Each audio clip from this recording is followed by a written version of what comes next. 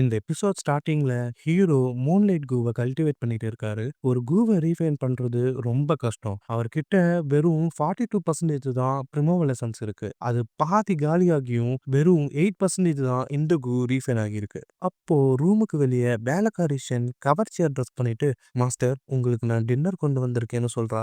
ஹீரோவோ உள்ளவா எனக்கு பசிக்க ஸ்டார்ட் பண்ணுதுன்னு சொல்ல, ஷென் ஹீரோக்கு பரிமாறிட்டே அவன் மடியில வந்து உட்காந்து, யங் மாஸ்டர் நீங்க லோ கிரேடா இருந்தாலும் எப்பயும் உங்க கூட தான் இருப்பேன். இந்த இரவ உங்க கூட ஸ்பெண்ட் பண்ண நினைக்கிறேன்னு சொல்லிட்டே கிட்ட வரா. இந்த டைம்ல நம்ம ஹீரோ அவ கழுத்தை பிடிச்சி ரொம்ப இறுக்கமா நசுக்கிறான். சோ இது வெறும் பியூட்டி ட்ராப் தான். அங்கிளும் ஆன்ட்டியும் உன்னை அனுப்பி என்ன ட்ராப் பண்ணலாம்னு நினைச்சிருக்காங்க. அப்படின்னா கீழே கண்டிப்பா ஆளுங்களை நீங்க இன்னும் செட் பண்ணியிருப்பீங்களே அப்படின்னு ஷென் கிட்ட சொல்ல, என்ன நினைச்சு நீ உன்கிட்ட இருக்க இந்த வெள்ளை தோலும் அந்த சதையும் வச்சு என்னையவே செடியூஸ் பண்ணலாம்னு நினைக்கிறியான்னு சொல்றான். அப்புறம் அவன் கழுத்தை விட்டுட்டு ஷென் கிட்ட, என்னால உன்னை இப்பவே கொல்ல முடியும். இவ்வளவு வருஷம் நீ என்கிட்ட வேலை செஞ்சிருக்க. அதுக்காக நான் உன்னை உயிரோட விடுறேன். உனக்கு இந்த வேலைக்காரிங்கிற பட்டத்துல இருந்து தானே வெளியே வரணும். இதெல்லாம் போய் என் தம்பி கிட்ட பண்ணுன்னு சொல்றான். ஷென்னோ பயத்துல வெளியே போறா. அப்ப நம்ம ஹீரோ, அங்கிள் இந்த கேமை நான் மறக்க மாட்டேன். இதுக்கு மேல இந்த வீட்ல இருந்தா இவங்க ஏதாச்சும் இந்த மாதிரி பண்ணிட்டே இருப்பாங்கன்னு சொல்லிட்டு அந்த வீட்டை விட்டு போறான். அப்புறம் ஒரு ஹோட்டல் போயிட்டு அங்க ரிமூவல் ஸ்டோன்ஸ் கொடுத்து ரூம் புக் பண்ணிட்டு சாப்பிடுறான். அப்போ அவன் சொல்றான், என்கிட்ட மீதி வெறும் 4 ஸ்டோன்ஸ் தான் இருக்கு. மூன்லைட் கூவை ரீஃபைன் பண்ண மட்டும் 8 ஸ்டோன்ஸ் ஆகும். ஒரு சாதாரண குடும்பத்தை ரன் பண்ண மந்த்லி ஒரு ஸ்டோன் இருந்தாலே போதும். ஆனா கல்டிவேஷன் பண்ணவோ அதிகமா செலவாகும். நானும் ஒயின் குடிச்சிட்டு அந்த ஸ்மெல்ல எல்லா இடத்துலயும் பரவி பார்க்கறேன். லிக்வர் வார்ம் வரவே மாட்டேங்குது. சப்போஸ் அதுவே வந்தாலும் அதை ரீஃபைன் பண்ண மினிமம் 20 ஸ்டோன்ஸ் ஆச்சு தேவைப்படும். என்ன பண்றதுன்னு யோசிச்சுட்டே இருக்கான். அப்போ ஒரு சில பேர் பக்கத்து டேபிள்ல நல்லா பேசிட்டு சாப்பிட்டு இருக்காங்க. அங்க இருந்த ஒரு மொட்டை பிரதர் பெங், நீங்க தனியாளா ஒரு காட்டுப்பண்ணியை பிடிச்சீங்க இன்னைக்கு. சோ நான் உங்களுக்கு ட்ரீட் தரேன்னு வெயிட்டர் இந்த ஹோட்டல்லயே இருக்க பெஸ்ட் வைன் தான்னு சொல்ல, வெயிட்டரோ பட் அது கொஞ்சம் எக்ஸ்பென்சிவ்னு சொல்ல, என்னை பார்த்தா பிச்சைக்காரன் மாதிரி இருக்கா, எவ்வளோன்னு சொல்லு அப்படின்னு கேட்கறான். அதுக்கு அந்த வெயிட்டர் 2 ப்ரிமோவல் ஸ்டோன்ஸ்னு சொன்னதும் எல்லாரும் ஷாக் ஆனாங்க.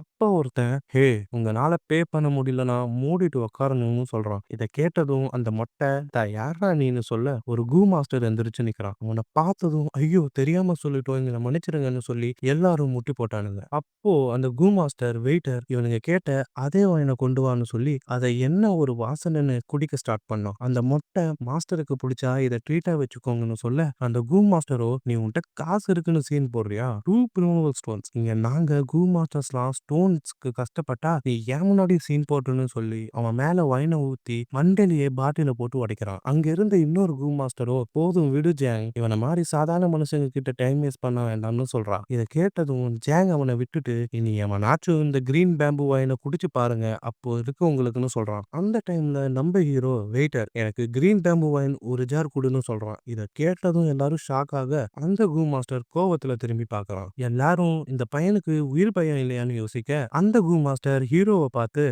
இவரும் ஒரு கூ மாஸ்டரா, அதான் பயம் இல்ல அப்படின்னு ஹீரோட்ட ஜூனியர் பிரதர், அஃப்கோர்ஸ் நம்ம கூ மாஸ்டர்ஸ்க்குலாம் இந்த ரூல் அப்ளை ஆகாதுன்னு சொல்றான். ஹீரோ அந்த ஒயினை வாங்கிட்டு திரும்ப காட்டுக்கு போறான். போறப்ப அவன் நினைக்கிறான், என்கிட்ட வெறும் 2 ஸ்டோன்ஸ் தான் இருக்கு.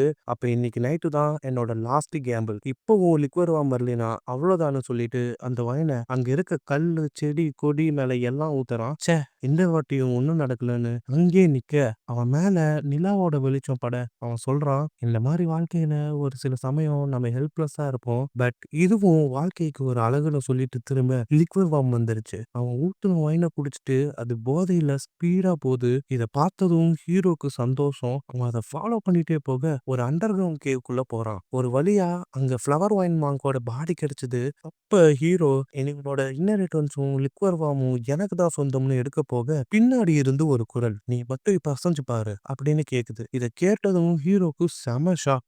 வச்சுக்கோன்னு சொல்றான். அப்ப இன்னொரு வாய்ஸ் கேக்குது, ப்ளீஸ் ப்ளீஸ் என்ன மன்னிச்சிருங்கன்னு. ஹீரோ என்னடா இதுன்னு திரும்பி பார்த்தா செவுத்துல போட்டோ ஆடியோ கூ மூலமா ஒரு ப்ரொஜெக்ஷன் ஓடிட்டு இருக்கு. அதுல ஃப்ளவர் ஒயின் மாங் கால்ல விழுந்து கூயூ கிளான் 4th லீடர் கெஞ்சிட்டு இருக்கான். ஃப்ளவர் ஒயின் மாங்கோ, என்னையவே நீ பாய்சன் பண்ண பாத்தியா, சின்ன வயசுலயே நீ ரேங்க் 5 ஆன, சோ பெரிய ஆளா இருப்பேன்னு பார்த்தா இப்படி சீப்பா இருக்கேன்னு சொல்றான். அப்போ 4th கிளான் லீடர் கால்ல விழுந்து, இனி நான் உங்க அடிமைன்னு சொல்லிட்டு இருக்கான். அப்போ ஃப்ளவர் ஒயின் மாங், சரி வாரம் வாரம் எனக்கு 3000 ப்ரிமோவல் ஸ்டோன்ஸ் தான்னு சொல்ல, கிளான் லீடர் அவன் எதிர்பார்க்காத டைம்ல அவன தாக்கிட்டான். அதுல ஃப்ளவர் ஒயின் மாங்குக்கு பெரிய அடிபட்டுருது. அவன் கிளான் லீடரையும் கொன்னுட்டான். அப்புறம் மத்த லீடர்ஸுக்கும் ஃப்ளவர் ஒயின் மாங்குக்கும் சண்டை வருது. இதெல்லாம் பார்த்த ஹீரோ இவ்ளோ நாள் நம்ம கிளான்ல தப்பான கதைய சொல்லிட்டு இருந்திருக்காங்கன்னு சொல்றான். அது மட்டும் இல்லாம இப்பதான் புரியுது ஏன் அந்த ஆளு இன்ஹெரிட்டன்ஸ பத்தி சொல்லல. அவன் பயத்துல கிளான் லீடர்ட்ட சொல்லியிருப்பான்.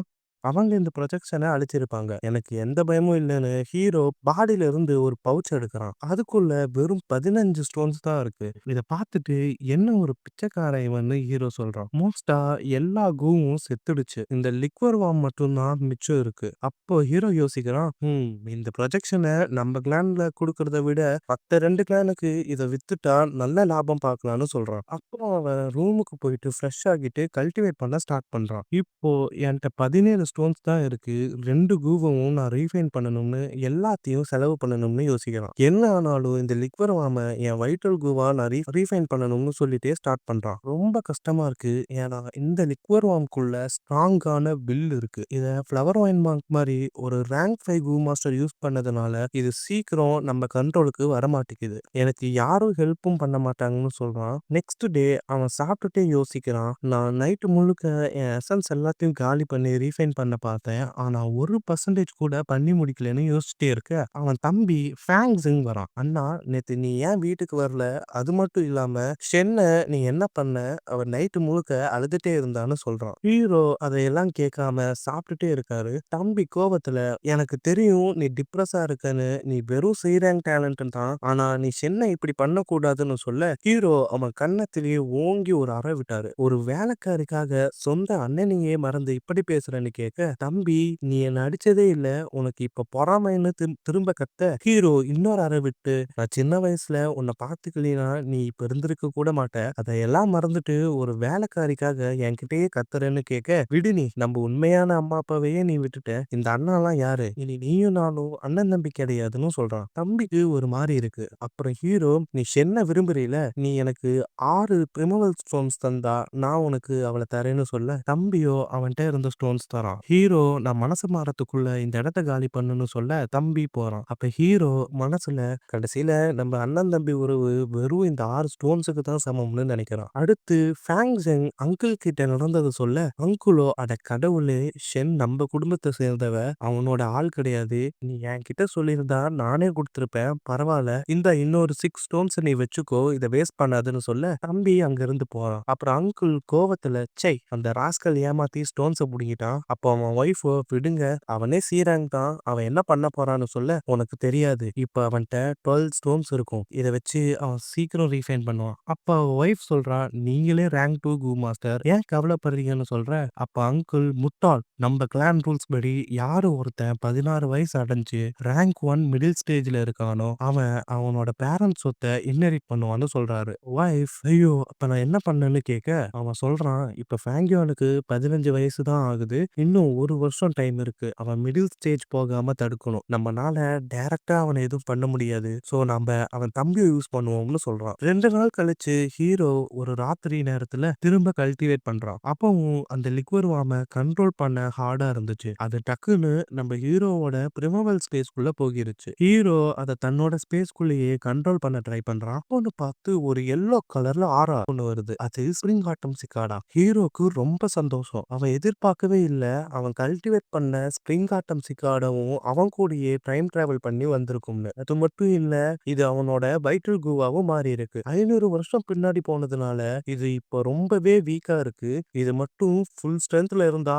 ஹீரோவோட ஸ்பேஸ் உடைஞ்சிருக்கும். ஏன்னா இது ஒரு லெஜெண்டரி ரேங்க் கூ. ஹீரோ பாஸ்ட் லைஃப்ல ரேங்க் 6 வரைக்கும் போனாரு. இப்ப இவரு இந்த சிக்காடாவை யூஸ் பண்ணலினாலும் வெறும் இதோட ஆறாவை வச்சு மூன்லைட் கூ அண்ட் லிக்வர் வார்ம் இந்த ரெண்டையும் அட் அ டைம்ல ரீஃபைன் பண்ணிட்டான். அந்த நைட் அவன் அசைன்மெண்ட்டை முடிச்சிட்டான்னு சொல்றதுக்கோசரம் போறான். தூங்கிட்டு இருந்த எல்டரை கார்டுங்க 2 பேரை எழுப்பி, ஒரு ஸ்டூடெண்ட் கூவை ரீஃபைன் பண்ணிட்டான்னு வந்திருக்கான்னு சொல்ல, எல்டர் யாரா இருக்கும்னு போய் பார்க்கறான். அங்க நம்ம ஹீரோவை பார்த்துட்டு, ஃபேங் ஜெங் நீதானா, ஏ கிரேட் டேலண்ட்னு நிரூபிச்சிட்ட, உங்க அண்ணா மாதிரி ஃபேக் ஜீனியஸ் இல்லைன்னு சொல்ல, அப்ப ஹீரோ, எல்டர் நீங்க தப்பா புரிஞ்சுக்கிறீங்க, நான் ஃபேங்கியான்னு சொல்றான். எல்லாரும் செம ஷாக் ஆகுறாங்க. அடுத்த நாள் ஹீரோவோட தம்பி, நான் கூவை சக்சஸ்ஃபுல்லா ரீஃபைன் பண்ணிட்டேன். என் ஏ கிரேட் டேலண்ட்ட வச்சு நான் தான் ஃபர்ஸ்ட் பண்ணியிருப்பேன்னு சொல்லிட்டு அகாடமி போறான். அப்ப அங்க இருந்த காட்ஸ், "நீ தானே ஃபேங் ஜெங். அப்படியே உங்க அண்ணன் மாரியே இருக்கப்பா நீன்னு" சொல்ல, இன்னொரு காடோ, "கொஞ்சம் லேட்டா வந்துட்ட நீ. உங்க அண்ணன் தான் இந்த அசைன்மென்ட்டோட வின்னர்ன்னு" சொல்றான். அவன் இத கேட்டுட்டு